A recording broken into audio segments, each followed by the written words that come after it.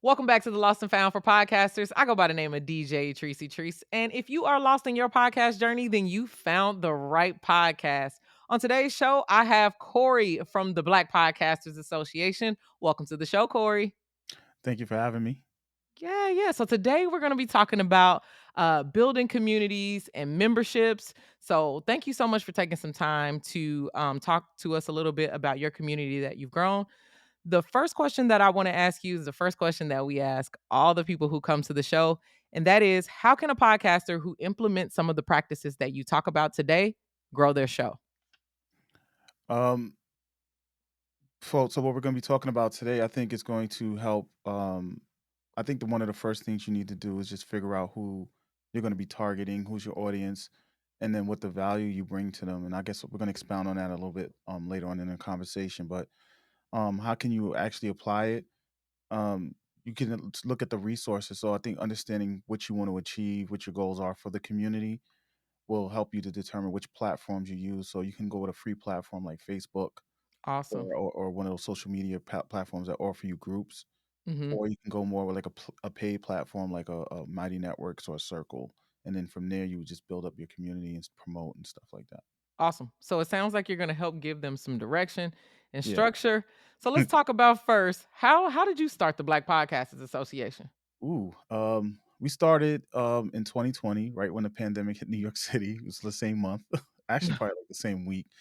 But I started the community because before that I was in a bunch of Facebook groups for podcasting, and as a black creative or black professional in the podcasting industry, I was just seeing conversations going on in these communities where there was like I'll say cultural disconnects or just not understanding one another in the groups. And I felt like sometimes the questions that were being asked by people looking to get into podcasting weren't truly being answered. So I was like, and it was a little judgmental. Yeah. How some of these groups get. Um, so I was like, well, we need a space for our own, where we can come be ourselves. You can ask a question a certain way, and I automatically know where you're coming from. Just Right. you want to use your vernacular, people understand it a little better.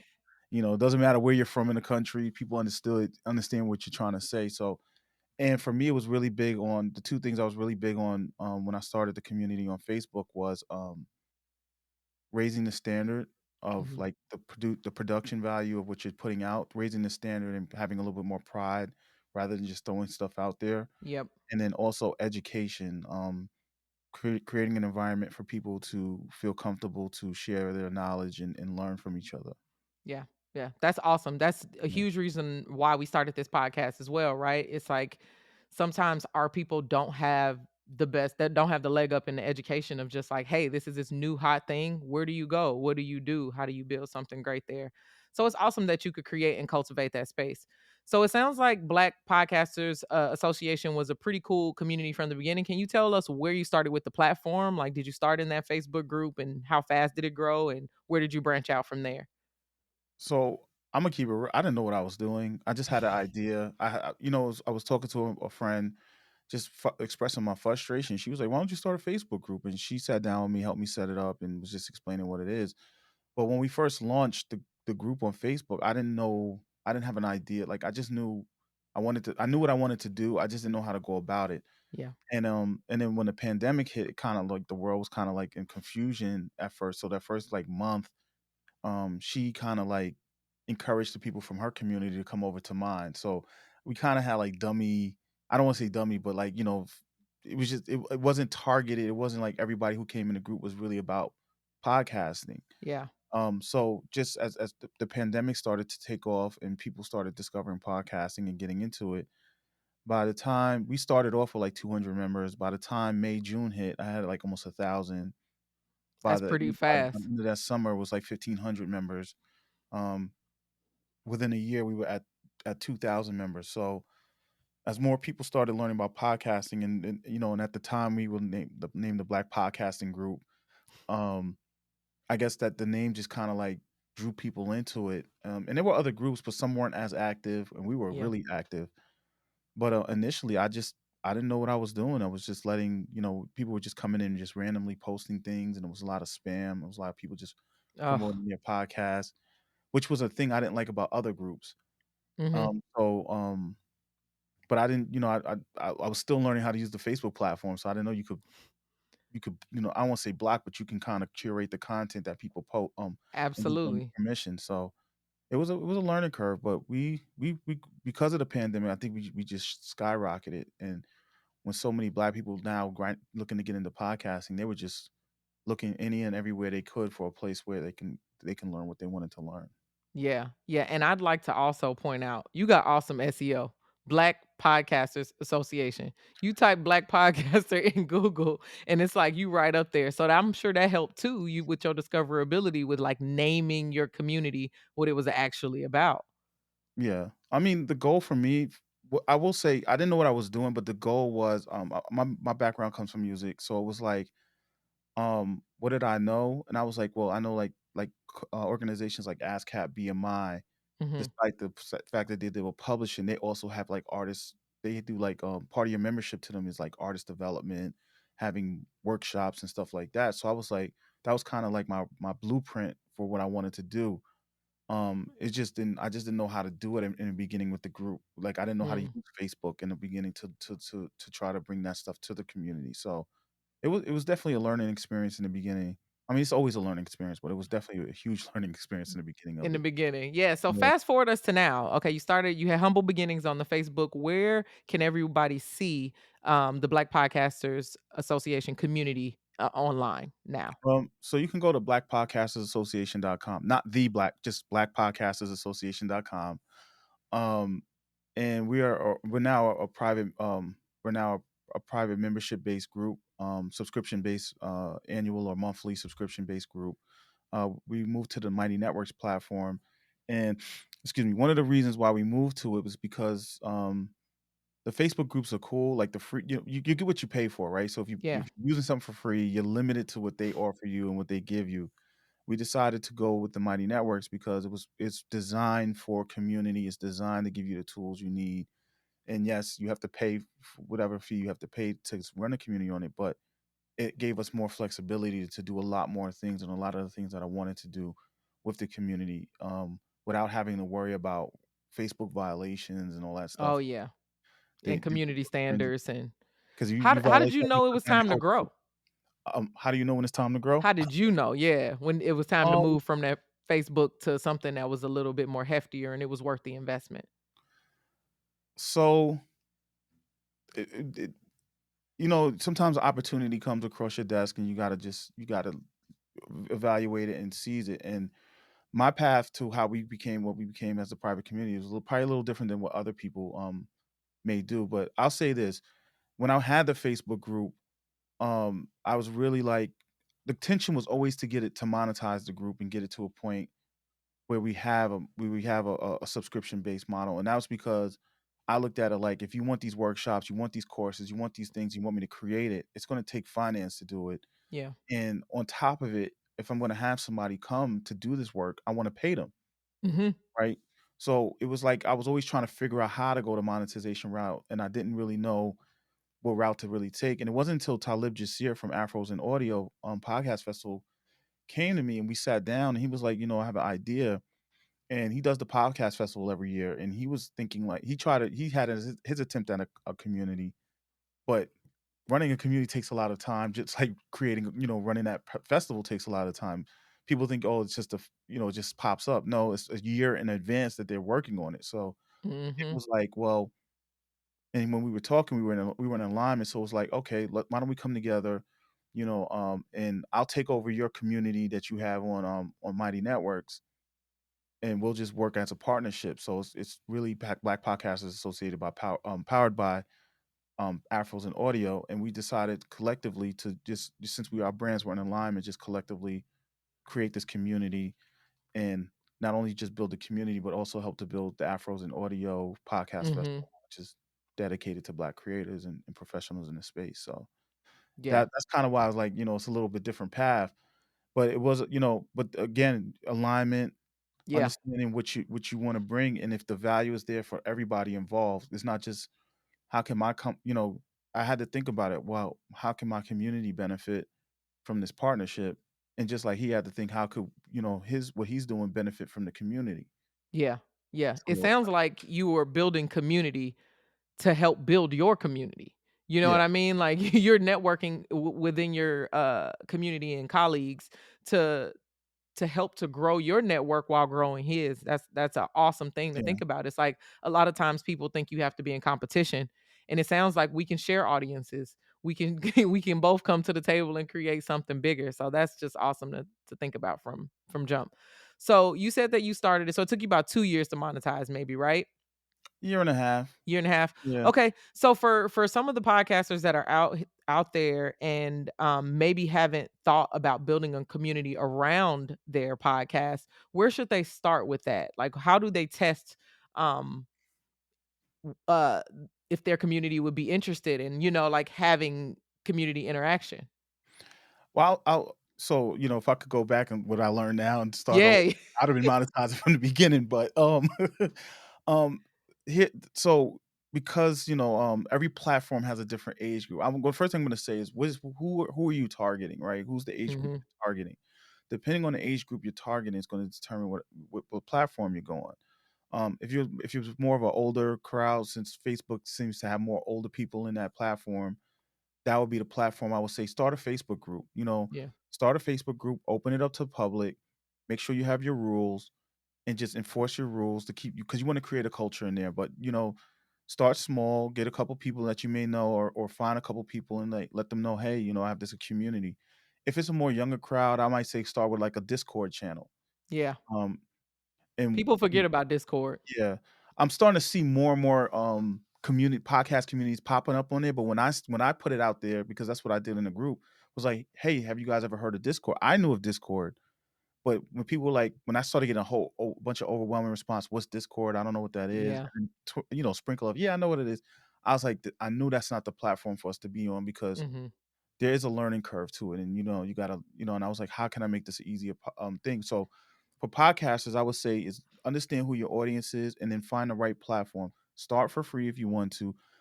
Some of these platforms like Mighty Network, Circle, might give you an opportunity to. Now you might have to pay for it, but they'll give you an opportunity to open up the community, a free community to the general public. That member people can join from for free. At the end of the day, whatever vehicle you can use or you decide to use, make sure you understand that that's where the audience is at, and it's going to be as easy as possible for them to navigate whatever you need them to navigate. Yeah, man, you just nailed it right on the head. You asked your audience where they were, if they knew where you were thinking about going, and you got the answer pretty quick. It sounds like. Yeah. What have you been doing on Twitter? I'm just curious because Twitter Spaces and people are telling me all the podcasters are on Twitter. So much so that I've tried to be on Twitter more. Like I love Twitter in college, but it kind of died out for me. Are Mm. you there? And have you seen anything with podcasters there? Oh, I'm definitely on Twitter. I was the opposite. Didn't really understand Twitter. I never understood Twitter. I was just like, I would get on there and just be like, all right, hit, whatever, follow people and just, speak. But we're on Twitter. So I challenged myself last year, in May last year. We only had like 100 followers on Twitter. And I was like, you know what? My friend kept telling me, get on Twitter, get on Twitter. It's like, all right, let me get on there. Twitter is a great space for engaging. And I think podcasters, you should be on there. One, there's a lot of professional people that may be in the niche that you're targeting Hmm. on there. And I've always said, like, depending on what social media platform, there's a certain psychology behind it, right? I can go on Twitter and I can tweet Elon Musk or one of somebody else or rapper or business person that maybe a professional in my space, and get access to them and have a conversation with them right then and there in real time. Whereas any other platform or even in person, I might not even be able to get in the room with them. Yeah, So I could tell you I progressively was just engaging, following people, jumping in conversations, making little comments here and there, and it's at the point now where I'm like, I go to events, podcasting events and stuff, and people know me off of Twitter, and I know them off of yeah. Twitter. So it's like, oh, you're, okay, hey, yeah, I've been following you, and you get It's in the like meeting DM. people in your chat room from the Yeah, 90s. yeah, yeah, exactly. So I think if you have to be, there's certain platforms I just think you have to be on, regardless of what's going on with Twitter and all that. Twitter is also an international platform Yeah, where a lot of other people in a lot of other countries. That's usually in the UK. That's and the podcasting is They're, you jumping know there now. right, and that's for a lot of countries, that's the only access internet access, so it's on one of the few social media networks they may have access to. So Yeah, you can also cross boundaries with Twitter as well. yeah. So That's awesome. I'm glad I didn't even think about the international part of, the Twitter, but I do know a lot of people from the UK. you know how I realized that? When I was in school, I also do when I was going to get my degree in web development, back in 2014, we had to do a report on the Arab Spring, and when I was doing my report on the Arab Spring, and how Twitter during that time, you know, when Egypt had that revolution and stuff, during that time, Twitter was the tool. So I learned a Mm, lot about Twitter then, and that okay, in a lot of countries, this is the communication tool. I remember, like with the whole Osama bin Laden thing, that mhm. happened. We learned about that because of Twitter, Crazy. That's right? crazy how social media is actually media. I Yeah, forget about the media part about it, you know what I mean? Yeah. yeah. That's a whole That's nother conversation. We I should know, I'm like, "Ooh, I guess you could get that deep into it." So, let's say for instance, I just built the lost and found community, right? I Mhm. started free. I'm in Facebook. I got 1,000 people in there. How do I start to convert those free people into paid members? That is a great question, and it's not one simple answer. Um, I will say something that I always shout him out. My man Rob Dunwood, he's one of the members. He was one of my Facebook group members, and he came over to the community. But he's been in podcasts for a long time. And we were having a we did a live stream one time, and if I had that advice in the beginning, I would have set it up like that from the beginning. But he says, Mhm. he tells podcast like when it comes to monetization, he says like problem with a lot of podcasters is we think there's a point where we start monetizing like oh I'm gonna get to 1,000 downloads, I'm gonna get to 1,000 followers, when you should be doing it from the beginning. Yeah. You should be trying to monetize from the beginning. So for a community to get them over, you have to start training them. You have to train them to do what you want to do. That's what Rob says. It's like you got to train them. So you got to figure out um how the you know you got to understand what the value you offer, and then you got to start training them. You got to let them know like, hey, this is a free community. However, if you want to get more in depth or you want more access to content, or if you want to be getting the workshops, you got to come join the paid community, Mhm. right? You can, and it's even at the point now. I'm like thinking even open because I shut down. So I had to go the drastic route, and it was how do I get everybody to come to the paid community? All right, we're gonna shut this down. If you loved, because people love the group, so if Mhm. you love this group, you're gonna come over here. Yeah. That I'm was just shutting this the down. And that ultimatum. advice from some, yeah, it was basically but because we did it so fast, I probably would have taken like 90 days to do it. But me and Tyler met in November. We ironed out everything early December. We did a big announcement with the group. We had people come in on a Zoom call. We were talking about it. We were pitching it. People were really feeling it. We was getting feedback. Yep. January we did a soft launch. February we launched. I will tell you from that mistake, take some time and really get them there. But you also got to start taking away some things too and putting it over there and saying, "Hey, we're doing a workshop, a free workshop. Come join the community for it's free for members." Yeah. Um, so I think the most important thing if you're starting a community, you want to get them on top, you got to start training. Let people know from the beginning when you're launching that this is a free group, but we're eventually going to be moving into a paid, and here's the reason why. Here's the value I'm going to offer you with the Yeah. paid community. Do you think people should right as you're talking about this now, I got a sales brain. So I'm like, why don't we just keep the free community open and that be your pipeline to the paid community, right? It's like you can just keep people talking over to let them lightly do whatever you like and then have those workshops and have those exclusive interviews and the behind the scenes and the extended episodes on the Patreon or behind the paywall. What do you think about that See, now concept? what you're talking about now wasn't really something I was thinking about 2 years ago, a year Yeah, ago. it wasn't popping in probably either. And the whole, and the other thing was that was the dilemma was do I keep the group open and just let people just be in here and we just let them know, come over, let them know what's going on in the pay, kind of like make you Mhm. jealous or like really get that emotional part. I've had some people tell me I need to reopen the free community and do exactly what you said, create a pipeline, just give the bare minimum, and just let people know and let them just, because for me Mhm. it was because one of the biggest things I learned in this is like it's when I was running the Facebook group, it was like a 24-hour job for me. Yeah. You know what I'm saying? And it was getting to it takes its toll on you, and it was getting to me, and it was like, one of my best friends, I used to always complain and be like, "Yo, I don't know," and I'll be like, it's taking so much, and it's I had my business I was trying to launch, and it was taken away from that, and it was like, do I keep this going?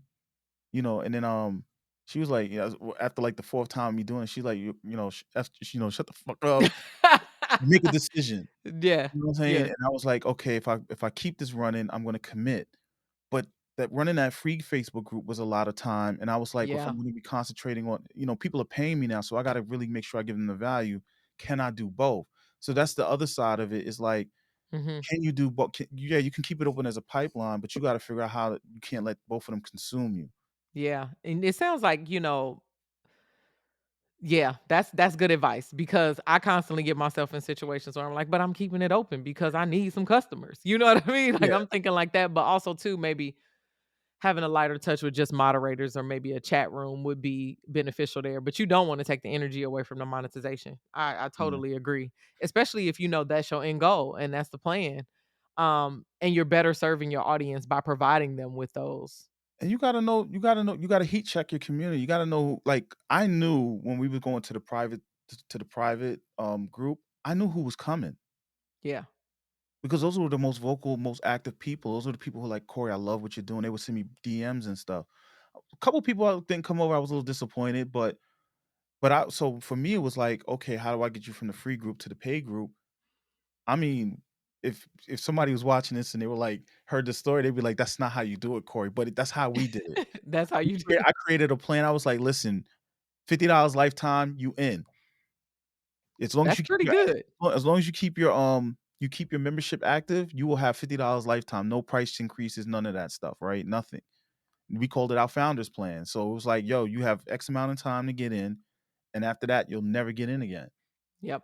Right? That price is never it's never Yeah. I'm keeping it real, it's never coming back. So, um, but at the end of the day, we had like 50 people come over, which was really good. That's really good.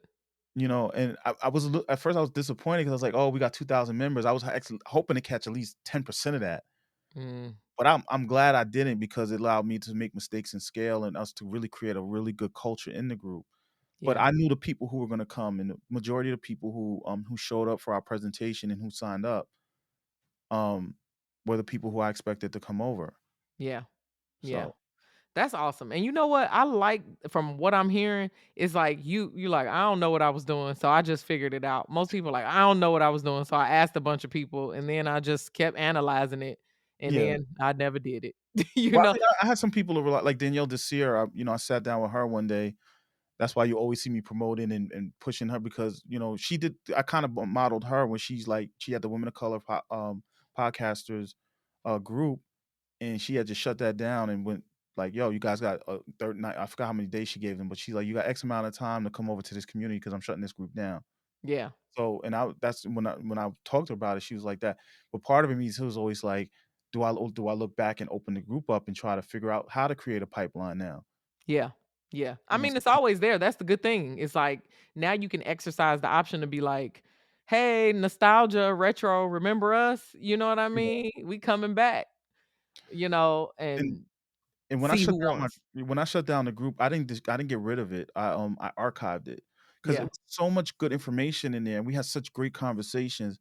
You can actually access the group and go through all the posts and everything, and look at conversations and comment sections and stuff like that. Because I was just like, I didn't want to lose that data. I didn't want to lose that information that was shared by Yep. people by conversations in the group. So it's actually still there. So it's just a matter of opening up and saying, hey, like you said, we're still around, and you know, Yeah. and maybe even doing like a membership drive and like, it's a year later, where you guys at? Come over Mhm. here.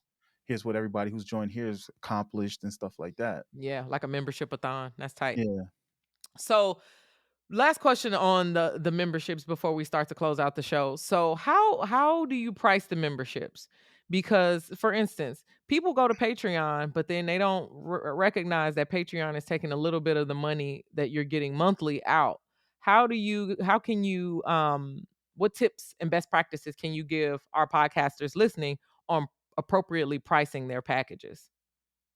This is like a business. It's like launching a product. I'm not gonna like even like how I said $50. Like people are like you're severely undervaluing it. Even the we started with 120 a year, $10 a month, or if you sign up pay annually, it's $100, right? You say you get 2 months free.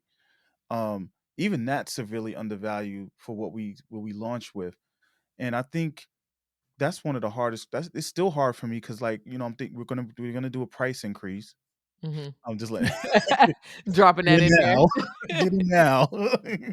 But, we're gonna do a price increase and even trying to figure that out, and it's hard to say this X amount of value is this.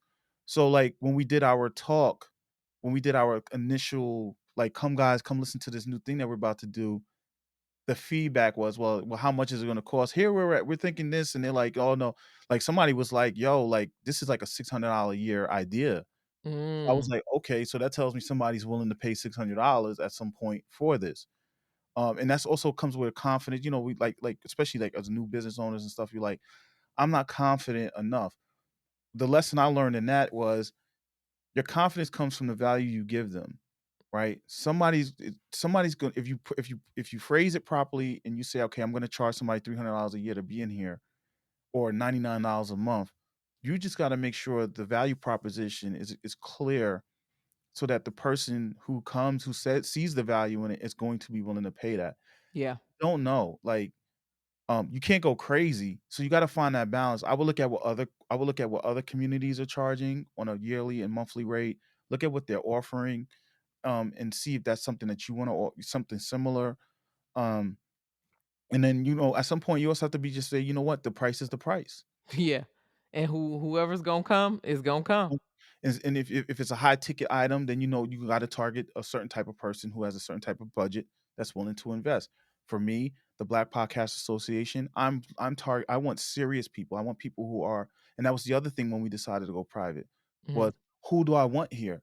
So if you go on my page, it'll say who I'll have like who it's for and who it's not for.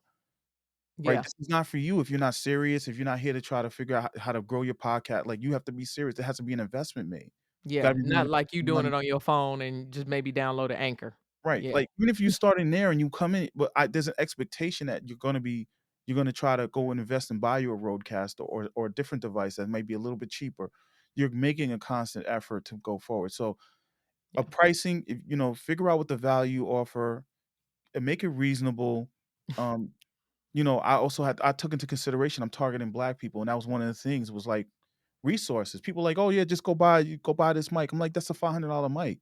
Yeah, You're telling somebody who's telling you to your face, "I don't have a whole lot of money to go buy an expensive mic for no reason." You know yeah, what? Come and I used to DM people, "Come reach me, spend $100 on this mic, go get this device for $200, and you can get started with that."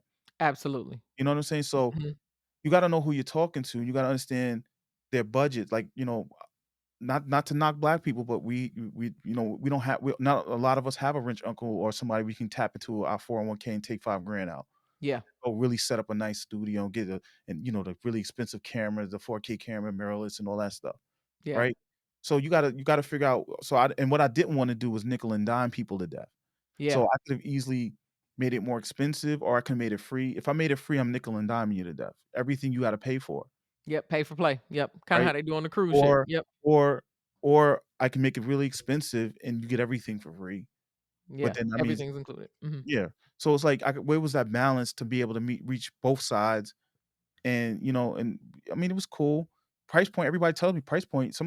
I had 6 members come to me, at the end of the year, like, "All right, Corey, the workshops alone were worth you raising the price." Yeah, Like, okay, I got members asking me when I'm raising the price. yeah. That "Yo, mean what are you you can talking raise the price. about? What you talking about? Calm down, Who yo." call they bills and tell them to go up? That's hilarious. But that means that they're getting value. That's how Oh, you yeah. know. That's how Yeah. you know. Yeah, that's so awesome. That's so awesome. So So, final question for, our conversation here, and I hate to cut us short because this has been such an awesome we can always conversation. do another one if you wanna do part As 2. many as we do hey, we might do the next one on in your community. Eh? Okay. Get some of our people over there. So what's the first next step to take after listening to this video for someone who wants to start a community from scratch? Um, figure out what figure out what your goal and your purpose is, and then decide what the outcomes you want. What are the outcomes? For me, it was, I want you to be in a different space a year from now from your membership, right? So I had to think about, how do I get somebody, if you're getting started in a podcast, what does it look like a year later? And I had to reverse engineer it and go backwards and say, okay, I got to take this person through these steps. Okay, so you got to figure out what the value you're going to offer. You got to figure out, what your goals are, and then what's the value. Look at Mhm. look at what people, do heat checks and with friends and people in the community. That's what Twitter is good for. Hey, what is one of your biggest pet peeves about podcast communities? Yep. And see what people say. They're gonna And then share don't it, do those. and then say, okay, this is what people are saying. If you get enough answers, okay, you know what? This is what I'm gonna offer my community. Yeah. This is what I'm gonna do. And then the next step, it's really the value. That's where you put the value out there, let the people know, and just try to figure out, you want to figure out what you can reasonably offer people in the beginning, and then you just create a plan to scale up. And then the other thing I'll say is, you got to do it. Yeah. Go on Facebook, start the group. Don't get discouraged if people don't sign up. If you only have 2 members in the group, nurture those 2 members. Encourage them to bring other people in. Yeah. And Yeah. sometimes it's a slow grind. Sometimes it's just, you wake up one morning, you got 100 people requesting to be in the group. Yeah. And these platforms, especially on like Facebook, they have algorithms that promote you when your group is active. Yeah. Yeah. So, just think about the value, the outcomes you want for your members, and then create your value proposition, and then just get started. Those are the 3 things I'll tell you to do. Awesome. Thank you so much, Corey, for taking some time out to talk to us Mm. today. We appreciate it. All of Thank Corey's you. information, anytime. We're gonna talk again. Y'all definitely gonna see Corey on the channel again. Thank you so much for tuning in to the Lost and Found for podcasters. Major shouts out to all of our homies over there at Dystopia for sponsoring today's episode. And like, share, and subscribe, of course, for more information on how you can grow your podcast. I'm DJ Tricey Trice, and I'll see you on our next episode.